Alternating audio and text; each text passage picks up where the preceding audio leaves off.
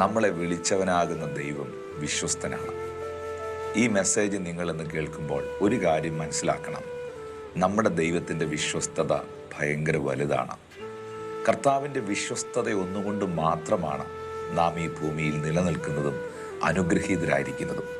നാം അവിശ്വസ്തരായിരിക്കുമ്പോഴും ദൈവം വിശ്വസ്തനാണ്.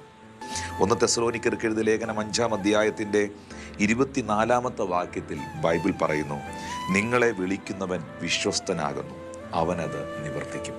ഈ ഒരു കാര്യത്തിൽ നിങ്ങൾക്ക് എല്ലാവർക്കും ഒരു ഉറപ്പുണ്ടാകണം. എന്നെ വിളിച്ച കർത്താവ്, എന്നെ വേർതിരിച്ച കർത്താവ്, അവൻ വിശ്വസ്തനായ ദൈവമാണ്. ബൈബിൾ പറയുന്നു, ഞാൻ എൻ്റെ ദാസനായ ദാവീദിനെ കണ്ടെത്തി, എൻ്റെ കരം അവനോട് കൂടെയിരുന്നു, എൻ്റെ ഭുജം അവനെ ബലപ്പെടുത്തി. വഷളന് അവനെ പീഡിപ്പിക്കുവാൻ കഴിഞ്ഞില്ല, ശത്രുവിന് അവനെ പരാജയപ്പെടുത്തുവാൻ സാധ്യമായില്ല. എന്താണ് ശത്രുവിന് അവനെ പരാജയപ്പെടുത്താൻ കഴിയാതെ പോയത്? എന്തുകൊണ്ടാണ് വഷളൻ അവനെ പീഡിപ്പിക്കുവാൻ കഴിയാതെ പോയത്? എന്തുകൊണ്ടാണ് ദൈവത്തിൻ്റെ ഭുജം അവനോട് കൂടെ ഇരുന്നത്? ഒറ്റ കാരണമേ അതിനകത്തുള്ളൂ, ഞാൻ എൻ്റെ ദാസനായ ദാവീദിനെ കണ്ടെത്തി, എൻ്റെ കരം അവനെ അഭിഷേകം ചെയ്തു.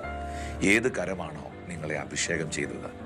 സർവശക്തനാകുന്ന ആ ദൈവത്തിൻ്റെ കരം, വിശ്വസ്തനായ ദൈവത്തിൻ്റെ കരം, സർവജ്ഞാനിയും സർവവ്യാപിയുമായ ദൈവത്തിൻ്റെ കരം നിങ്ങളുടെ ജീവിതയാത്രയിൽ എപ്പോഴും നിങ്ങളുടെ ഒപ്പം ഉണ്ടാകും.